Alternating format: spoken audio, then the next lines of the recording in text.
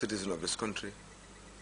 And when it comes to this institution, which is the National Assembly, he is the most senior member of Parliament.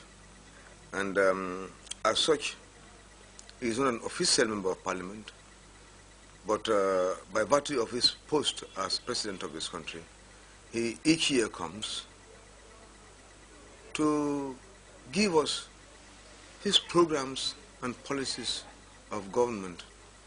You remember last year he came here and talked about what the shortcomings of the previous year were according to his plans and what he has intended to do in the following year.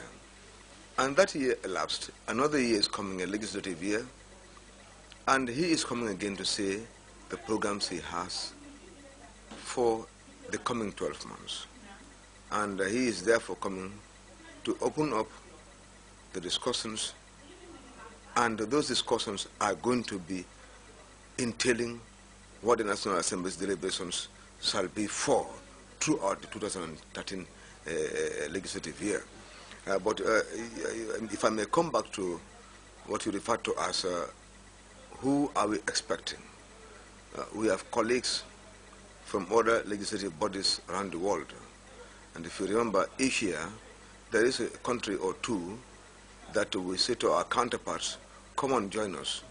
You see, because bringing people closer as nations must begin from somewhere, from person to person, individual to individual, from ministry to ministry, from parliament to parliament. For we believe that even in diplomacy, parliament has something to do.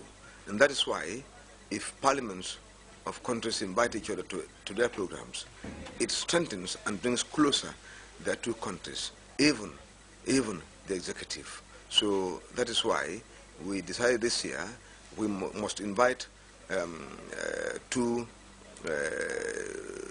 colleagues of parliaments from the Republic of Turkey and the Republic of Guinea-Bissau, for they have been close allies to the Gambia for many, many years, and therefore we must continue to see that they are part of us and we are part of them, and we forge to see what is good and work together towards achieving better futures for our countries. So, the Honorable Speaker of the National Assembly there, Honorable Abdoulaye Bojang. The Office of the Inspector General of Police wishes to inform the general public, especially motor vehicle owners, that effective Wednesday, the 27th of March 2013, that's tomorrow, all vehicles that have not renewed their license will be impounded. The officers observed that deep into the first quarter of 2013, most vehicle owners have not renewed their vehicle license. This trend, according to the release, is unacceptable, and therefore the police will impound any vehicle cut without a renewed license. To avoid any inconvenience, the release adds, all vehicle owners are urged to ensure that their vehicles are properly licensed. The release ends. It looks like I'm not driving my car tomorrow. The Independent Electoral Commission, IEC, has organized a two-day training of Trainers Forum for returning officers, political parties, representatives, and security officials to reassess their operations and curve new ways of improving service delivery in the dispensation of their roles in the forthcoming local government elections. Fatou Jase has details of that story. Commission, IEC, has the role to ensure that the people of the Gambia are given the opportunity to associate freely, fairly, and take part in genuine elections, which is a foundational parameter for the decentralization of power and authority to representatives of the people. Thus, this training exercise in question brings together electoral officers, political party representatives, and members of the security to re-evaluate their various roles and carve new ways of improving service delivery in the conduct of free, fair, and transparent local government elections. The IEC chairman underscored the crucial role played by the political parties in the emergence and the consolidation of democracies. Political parties are essential for both the emergence and consolidation of democracies. Some of the imperative functions performed by political parties are representing the people and articulating their demands, reconciling diverse needs and aspirations that exist within society, and interpreting them into manageable programs, structuring electoral choice. Paramount among the things that political parties should do at this moment in time is to sensitize their followers on their agendas. They should preach peace and accept the election results where elections are free and fair. Alhaji Mustafa Karayol gives the statistics of candidates vying for mayoral and councillorship elections. 4 candidates got nominated for the position of mayor for the Banjul City Council.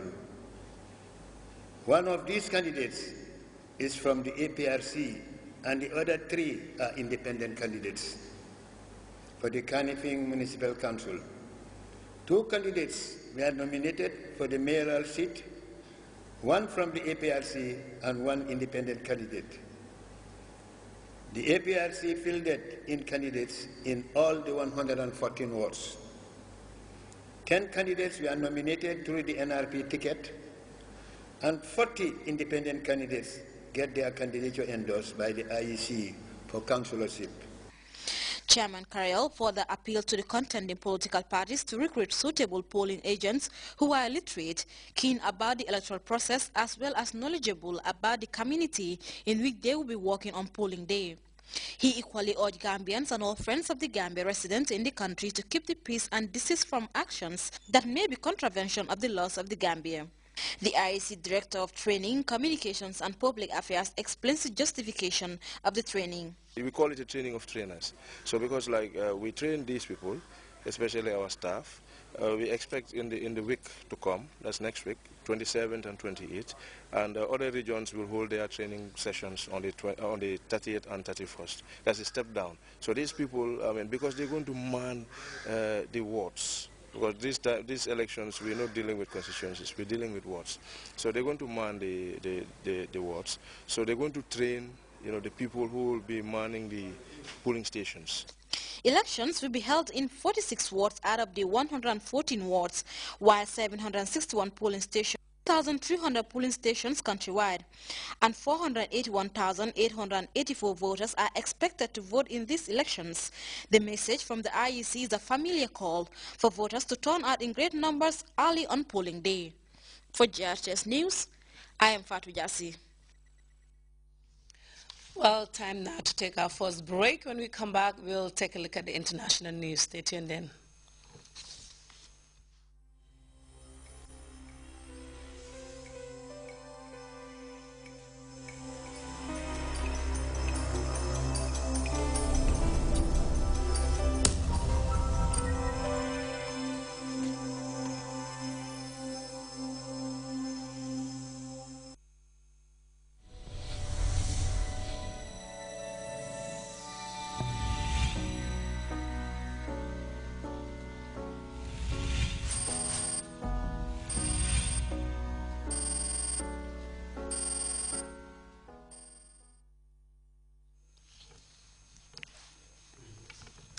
Welcome back. Rebel leaders who took over power in the Central African Republic have announced the suspension of the constitution at the institution for a 3-year transitional government until elections are held.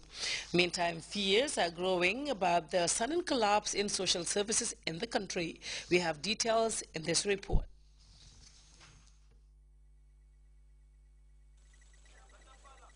On Sunday, Seleka rebels swept into the Central African Republic's capital, Bangui, ousting President Francois Bozizé. There is now no government, no running water, no electricity or security in the city. There are also no taxis, so residents who dare to go out must walk. I'll talk primarily about the security situation, and I can say it's improving. There's still a lot left to do. There are still many people walking around with weapons, and we aren't yet able to make the difference between Seleka personnel and civilians in possession of weapons. Armed men are roaming the streets, and in some neighborhoods there has been extensive pillaging. And shots can still be heard ringing out.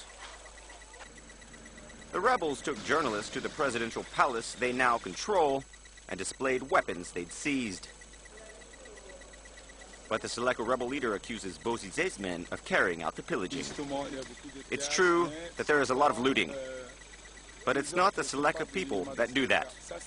It's the others, who are well armed and organized by President Bozizé. The newly installed rulers quickly announced